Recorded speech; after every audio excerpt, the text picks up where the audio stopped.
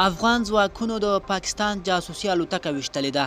افغان ځواکونو د پاکستاني ځواکونو هغه جاسوسي الوتکه ویشتلې ده او غورځولې ده چې په کونړ کې له ډیورند کرښې 800 متره د افغانستان خاورې ته راوښتې وه.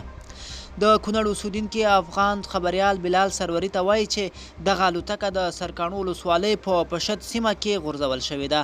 تر اوسه افغان حکومت او ځایي چارواکو څه نه دي ویلي، خو ځایي سرچینو او قومي مشرانو ماته تایید کړې ده. کله چې دغه الوتکه له ډیورند کرښې ته راوښتو وروسته وغورځېده، د لومړیو معلوماتو پر اساس د جاسوسي الوتکه وه او له اجازې پرته د افغانستان خاورې ته داخل شوې وه. تر اوسه پاکستاني حکومت او افغان چارواکو د دې الوتکې په اړه څه نه دي ویلي. ملګرو، دا و زموږ تازه خبر. د لا ښکلو ویډیوګانو لپاره زموږ ځواک ټي وي چینل سبسکرایب کړئ او تر بلې ویډیو ښه وخت ولرئ.